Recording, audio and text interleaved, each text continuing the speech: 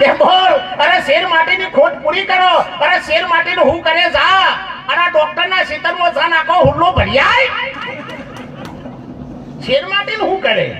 એ જતી રહીને બીજી આવી કે માં કે બોલ કે બીજા મારું પોણી નહીં ચડતું અરે પુનાની મોટર કાચના તૈનની ઠપકાય જો ચોથા મારું પોણી ના હટતું તો મને ઓળખા કોણ આ તો બધું હાચું પડ્યું અને ભૂવો ઉતાવળો થયો ભાઈ બધું હાચું પડ્યું ભૂવો ઉતાવળો બુનાઈ નામ કઈ ખોરો નાશો કે હા અરે મામા કરે નહીં 9 મહિના થતો તારા ઘેર જેવો દેવ જેવો દીકરો નામ તો મને ઓળખા કોણ પણ કે માં અરે મામા હું કરે છે મારું વેણ કોઈ દર બદલાય નહીં પણ કે માં અરે મામા કરે નહીં હું બોલીશું 100% થા પેલી બુન કે હું તો રોડેલી છું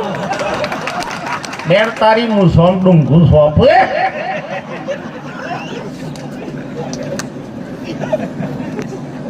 વાનો ધૂનવાનું ધોન ના હોય હું તો મારું દાદર માં આવે લે પહેલા હે હું એમ કહું છું કાદેમાં ભેંસ બેહી જઈ હોય કાદેમાં કદાચ ભેંસ બેહી જઈ હોય આખી ગાળો ગાળો થઈ જઈ હોય અને તમે ધોરો લુગરો પહેરી નીકળ્યા હોય બાર ગોમ જવા અને રસ્તા વચ્ચે બેઠી હોય તો બોલો અમે કણ શેઠું ખાવું પડે બેહને કતા મારે એ તો આખી ગાળો ગાળો સજ ભાઈ આમાં પૂછરું વેચે તો તારા લુગરોમાં તારા દેખાય તું ખસીદા બેહને ખેવ્યા વગર તું ખસીદા એમ આ મહાપુરુષો આપણને જગાડવા માટે આયા છે સાહેબ અને જાગ્યા છે ને એ તો પરમ પદમાં માલી રહ્યા છે પણ જે ઊંઘ્યા છે ને ઈઓને આ બધા ડખા ઉભા થયા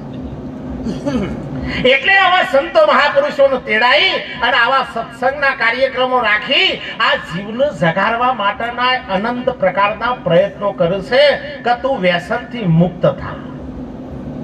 તારા જીવનની અંદર વ્યસન ના આવે તો 100% સાહેબ તારું જીવન ધન્ય બની જાય અને ત્યારે સાહેબ આ નેહાર છે ને આ બધા માસ્તરો છે આ નેહારમાં આવો ને એટલે પહેલું પંચશીલ પારવું પડે ચોરી ના કરાય જારી ના કરાય જુગાર ના રમાય મસ માટી ના ખવાય દારૂ ના પીવાય તાને તો તમને એન્ટ્રી જ મળે આ નહીં બાપરી બહેનું છેતર તે ગમે તે હાથ ના કરે ગમે તેના મંદિર તો પીન જ્યાં હોય કમ પેલું કરીને જ્યાં હોય તો એ દેવ ના બોલે એ ના કે કોઈ પીન ના આવે પણ હોય આમાં સદારામ બાપુના આશ્રમમાં તો તત બાપો કીએ બાર તરફ જેમ આ જાગતા દેવ પંચશીલ પારક તાન તો માણસનું સરટી મળે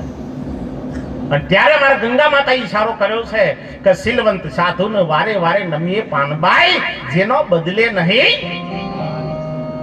અરે સાહેબ ભૂત ભવિષ્ય વર્તમાન જેનું બદલાય નહીં સાહેબ બસ પંચશીલ પારક એ તો પરિભ્રમનો પામન અને જો એકઈ શેડું પડે તો 100% માં હોઠિયો પેહા ને પેહા ના પેહા પંચશીલ એટલે મહાપુરુષો કે છે જેને પંચશીલ પાડ્યું સદગુરુ વચનને આધીન થયો છે શરણાગત થયો છે જગતની અંદર એના માથાનો વાર પણ કોઈ ઓકો કરી શકે નહીં સાહેબ એટલા માટે અમારા મહાપુરુષે ઈશારો કર્યો છે સાહેબ